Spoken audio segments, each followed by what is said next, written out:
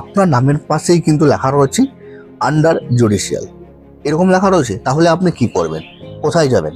আপনাকে তাহলে কি কোর্টে যেতে হবে, না আপনাকে আপনার যে ব্লক সে ব্লকে যেতে হবে, না আপনাকে এসডি অফিস বা ডিএম অফিস যেতে হবে? কি করতে হবে আপনাকে? আপনার করণীয় এই মুহূর্তে কি?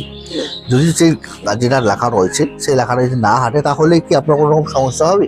2026 সালে বিধানসভা যে ভোট, সে ভোটে কি আপনি ভোট দিতে পারবেন না? চলুন এই ব্যাপারে কি ইনফরমেশন সেটা আমরা দেখে আসি। এই মুহূর্তে কিন্তু 2026 সালে এসআইআর এর ফাইনাল যে লিস্ট, সেই লিস্ট কিন্তু বেরিয়ে গেছে, যেখানে কিন্তু আপনি দেখতে পাবেন অনেকেরই নামের ওপরে কিন্তু আন্ডার জুডিশিয়াল লেখা রয়েছে, আবার অনেকেরই নামে কিন্তু ডিলিটেড লেখা রয়েছে। যাদের নামের পাশে ডিলিটেড লেখা রয়েছে তাদেরকে এই মুহূর্তে একটি করে ফর্ম ফিল আপ করতে হবে, যেটা আপনি আপনার ইআরও বা আপনার ডিআরও কাছে বা ডিএম অফিসে গিয়ে বা ব্লক লেভেলে অফিসে গিয়েও কিন্তু আপনি সেই ফর্মটাকে ফিল আপ করতে পারবেন। যাদের নামের পাশেই আন্ডার জুডিশিয়াল লেখা রয়েছে তাদেরকে কোনো কিছু করার দরকার নেই। আপনার যে জজরা আছে কোর্টে, যারা হাইকোর্টের জজ রয়েছে, তারা আপনার ডকুমেন্টসটা ভেরিফিকেশন করছে। প্রতিদিন ভেরিফিকেশন শুরু হয়ে গেছে। ভেরিফিকেশন কমপ্লিট হয়ে গেলে আপনার যে নাম, সেই নামটা সেখানে যেখানে আন্ডার জুডিশিয়াল লেখা রয়েছে সেটা কিন্তু অটোমেটিক হেঁটে যাবে। পরবর্তী যখন নতুন লিস্ট বেরোবে তখন দেখবেন আপনার নামের উপরে কোনো রকম আর কোনো কিছু লেখা নেই। তো আপনাদের কি করতে হবে? আপনাদেরকে অপেক্ষা করতে হবে এবং ওয়েট করতে হবে। যখন এই লিস্ট বেরোবে তখন চেক করতে হবে।